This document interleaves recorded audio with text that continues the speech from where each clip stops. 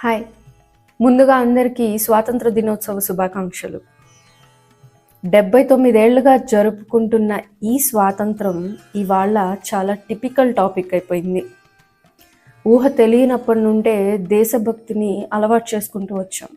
అవే పాటలు పాడి, అవే స్పీచ్లు ఇచ్చి, సర్టెన్ ఫ్రీడమ్ ఫైటర్స్ని ఆకాశంలో కూర్చోపెట్టి, హిస్టరీ పుస్తకాల్లో మన పొలిటీషియన్స్ అచ్చువేసిన అవే ఫ్రీడమ్ ఫైటింగ్ కథలని చెప్పుకుంటూ వచ్చాం.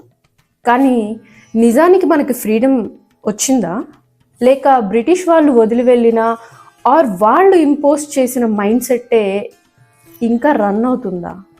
వీడియో చివరి వరకు చూసి మీరే డిసైడ్ చేయండి మనం నిజంగా ఇండిపెండెంట్ అయ్యామో లేదో. ఇందులో మొదటి ఆస్పెక్ట్ టాక్సేషన్. కలోనియల్ టైంలో విప్లవం రావడానికి మేజర్ రీజన్ ఈ పన్ను. రైతుల మీద ట్యాక్స్ పేరున పంట వచ్చినా రాకున్నా 40 నుండి 50% వరకు పన్ను విధించేవాళ్ళు. కట్టలేని వాళ్ళకి చాలా కఠిన శిక్షలు విధించేవాళ్ళు. మరి ఇప్పుడు 2025లో ట్యాక్స్ సిస్టమ్ గురించి నేను స్పెషల్గా చెప్పాలా? పేర్లు మారాయి అంతే, ఇన్కమ్ ట్యాక్స్, జిఎస్టీ, కానీ పద్ధతి మాత్రం అదే. ఇందులో బాధపడుతున్న మేజర్ గ్రూప్ మాత్రం చిరు వ్యాపారులు అండ్ మిడిల్ క్లాస్ పీపుల్ మాత్రమే. స్ట్రక్చర్ మార్చినట్టే, కానీ సిస్టమ్ సేమ్ పద్ధతి. ఇందులో రెండవ ఆస్పెక్ట్ కరప్షన్. బ్రిటిష్ పాలనలో అధికారులకు లంచం ఇవ్వందే ఏ పని జరిగేది కాదని చెప్పుకుంటూ ఉంటాం.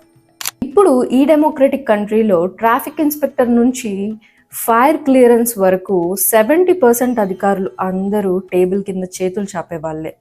కంట్రీ అడ్మినిస్ట్రేషన్ ట్రాన్స్పరెన్సీ స్టాటిస్టిక్స్ ప్రకారం 2024లో ఇండియా కరప్షన్ ఇండెక్స్లో 96th పొజిషన్లో ఉంది అవుట్ ఆఫ్ 180 కంట్రీస్. విచిత్రం ఏంటంటే బంగ్లాదేశ్ అండ్ బోట్స్వానా లాంటి దేశాలు కూడా మనకంటే బెటర్ పొజిషన్లో ఉండడం. బ్రిటిష్ వాళ్ళు వెళ్ళిన బ్రైబింగ్ని మాత్రం మనం పెంచి పోషిస్తూనే ఉన్నాం.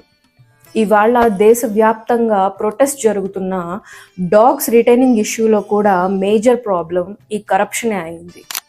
మున్సిపాలిటీస్కి అలాట్ చేసిన ఫండ్స్తో స్ట్రే డాగ్స్కి వ్యాక్సినేషన్స్ వేయించకుండా మధ్యలో ఆ ఫండ్స్ని అధికారులు తినేసిన వాళ్ళని క్వశ్చన్ చేసే ధైర్యం అండ్ టైం ఎవరికీ ఉండవు.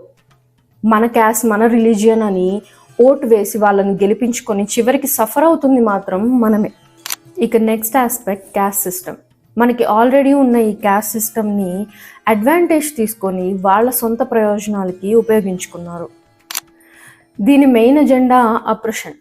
అప్పట్లో బ్రిటిష్ వాళ్ళు మనల్ని అప్రెస్ చేశారు, కానీ 2025లో మనల్ని మనమే చేసుకుంటున్నాం. ఇదేనా మన ఫ్రీడమ్ డెఫినిషన్? నో డిస్క్రిమినేషన్ని ఊహించుకుంటున్నాం, కానీ రియల్ లైఫ్లో ఆనర్ కిల్లింగ్స్ అండ్ విలేజెస్లో అన్టచబిలిటీ ఇవి ఇంకా జరుగుతున్నాయి. చిన్న పని చేసుకుంటూ బతికే అప్రెస్డ్ కమ్యూనిటీ పీపుల్ని టెంపుల్లోకి అలౌ చేయరు, కానీ 16 మర్డర్ కేసులున్న సోషల్లీ డామినెంట్ గ్రూప్ పొలిటీషియన్స్ని మాత్రం విఐపి దర్శనానికి తీసుకెళ్తారు. స్వతంత్ర భారత్లో స్వతంత్రం లేదు అనడానికి ఈ ఎగ్జాంపుల్ చాలదా? ఇకపోతే ఫైనాన్షియల్ ఇన్ఈక్వాలిటీ. బ్రిటిష్ కాలంలో టాప్ 1% పీపుల్ దగ్గర 20% వెల్త్ ఉండేది. అదే ఈరోజు అదే టాప్ 1% పీపుల్ దగ్గర 40 to 45% వెల్త్ ఉంది. ఎకనామిస్టులు దీన్ని బిలినియర్ రాజాస్ అని అంటున్నారు. రాజులు రాజ్యాలు పోయాయి కానీ రాచరికం పోలేదు. ఇలా రిలీజియన్, క్యాస్ట్, రిచ్, పూర్ అని బ్రెయిన్లో బాక్సెస్ కట్టుకుని బతుకుతున్న మనకెక్కడుంది స్వాతంత్రం? జెండా ఎగరేసి జై హింద్ అనేస్తే ఇంకో ఇయర్ దాకా దేశభక్తే గుర్తుకురాదు. మనకి వచ్చిన ఏకైక ఫ్రీడమ్ బయట దేశాల వాళ్ళు వచ్చి మనల్ని పాలించడం. అది పోయి మన దేశ నాయకులే మనల్ని అంతకంటే అధమ స్థాయిలో పాలిస్తున్నారు.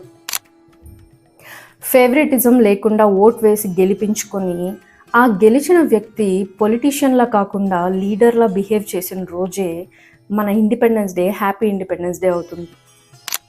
నెక్స్ట్ వీడియోలో కలుద్దాం. బాయ్.